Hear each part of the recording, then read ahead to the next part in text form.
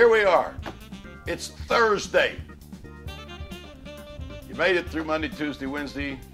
You still got today and you got Friday. Are you going to make it? Yeah, you're going to make it. But you know, I just finished a lecture for a graduate class, a college class, in which we talked about the categories of life. Now, I don't want to bore you, but Aristotle was the first guy that made a list of the categories. Many people have done it since then, and they all vary a little bit. And most of them say there's about 12 different categories that constitutes life as you and I know it. The four primary ones are time, space, substance, and causality. We're most acquainted with time, but in each of these categories, there's a positive and a negative. It's polar in nature. You can't live without each other, and yet they resist each other. The positive in time is that every new moment creates a new. The negative in time is every new moment makes something that was created in the moment before old. And so you have this cycle that's going on.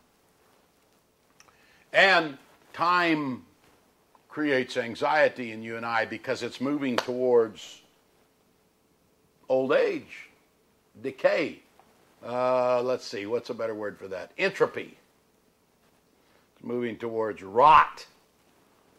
Paul said this corruptible, talking about our flesh, rot, this corruptible, someday I'll put on incorruption, and this mortal shall put on immortality. So, time is like a prisoner, a prison, and we are the prisoners. We cannot escape its inexorable movement from the past, in the present, to the future.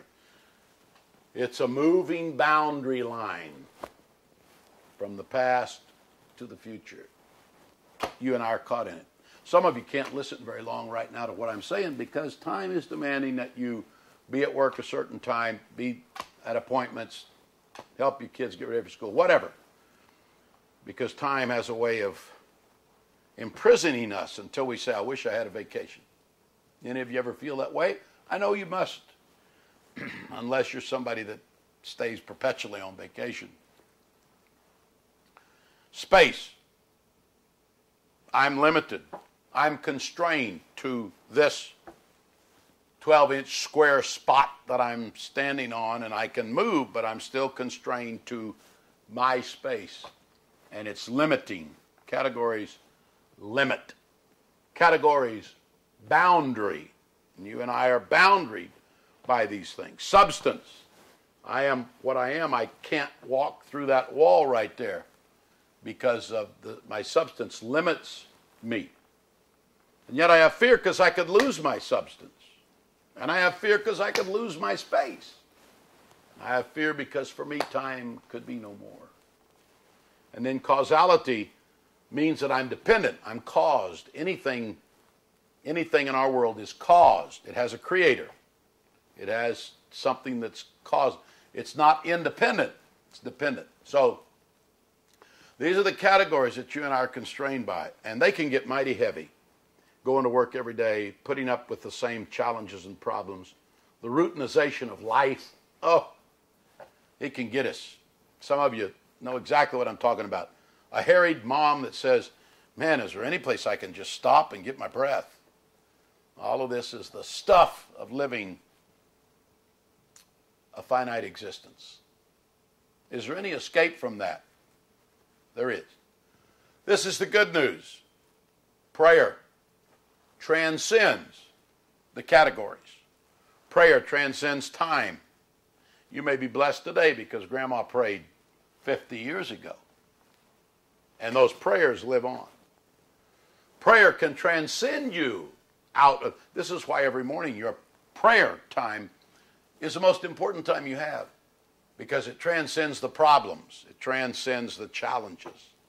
It transcends the imprisonment and the constraints of schedule. You know what I mean. Sure you do. The constraints of space.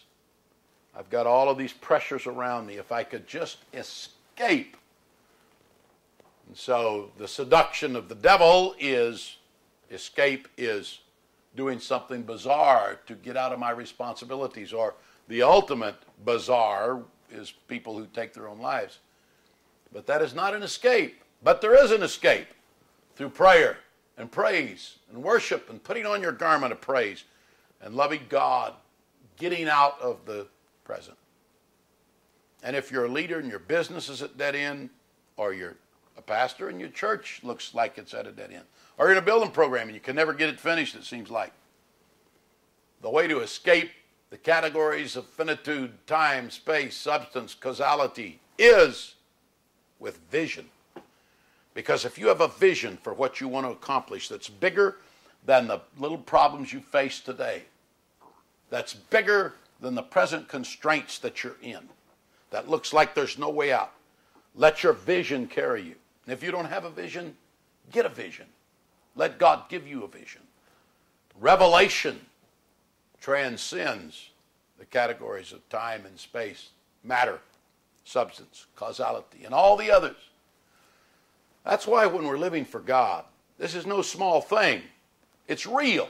We transcend the prison of earth life by worshiping God and understanding what we are as children of God, not born in Mount Sinai of this world, but born of Mount Zion, not the earthly Jerusalem, but a heavenly Jerusalem.